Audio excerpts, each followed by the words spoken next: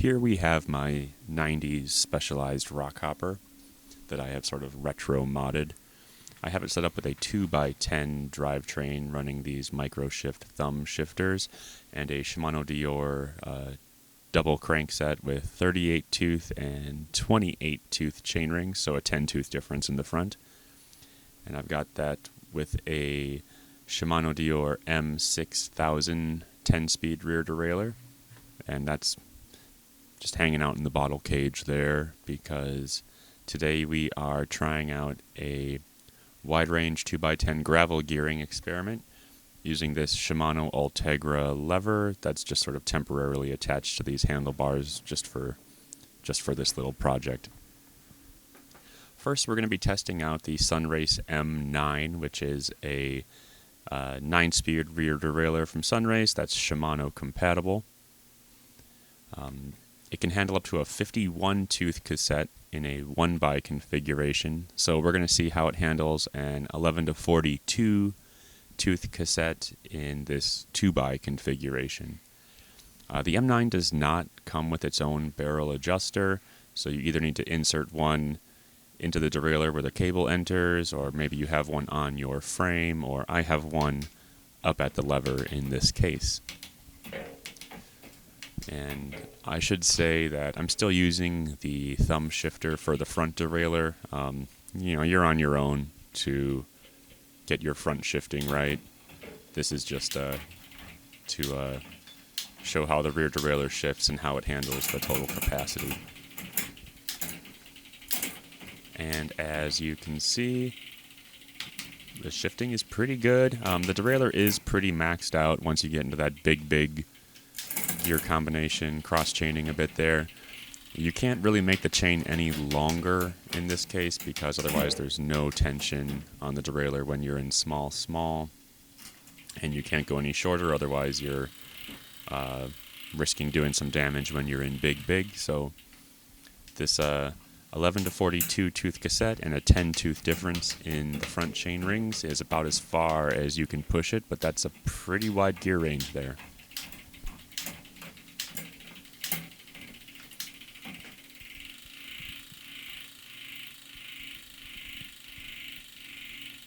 Next, we have the Shimano Acera M3020 rear derailleur.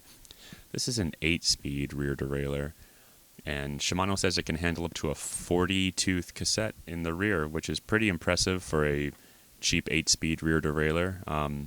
So we'll see if it can handle the 42.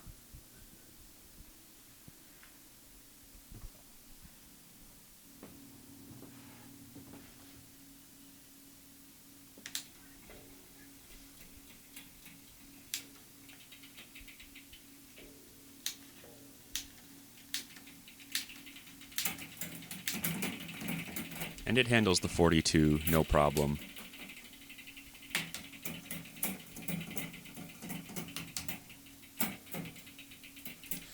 I'm not sure how much wider you'd want to go in a difference in front chainring size. The derailleur is starting to look a little stressed when you get into the big combination. But I think you could probably push it by a couple more teeth.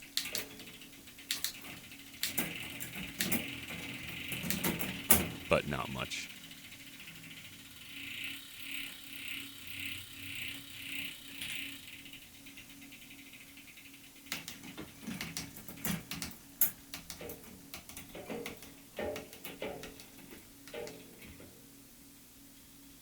And lastly, we have the Shimano Alivio M3100 rear derailleur. This is a 9-speed rear derailleur, and it can handle up to a 36-tooth cassette officially. So we'll see how it handles the 42. That might be pushing it a little bit.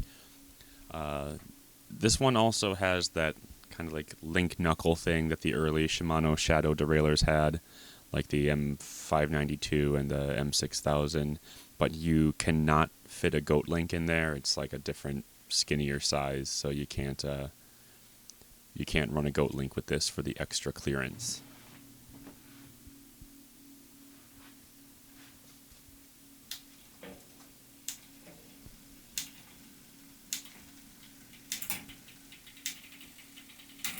And as you can see, it just barely clears that 42, and the derailleur's starting to look pretty stressed. I mean, I would call this a successful experiment with this derailleur, but I don't know, I feel like it's really pushing it. If it was up to me, I'd probably run the Acera. The Acera and the Alivio do not have a clutch. The M9 does, the SunRace. So if the clutch is important to you, then the M9 might be the way to go. But I really like the range on that Acera. That's a really just pleasant surprise that such a cheap derailleur is capable of running such a wide range with index shifting like this. One thing I need to mention is this will not work with Tiagra 4700 series shifters, because that operates on a different cable pull that's more like Shimano 11-speed road.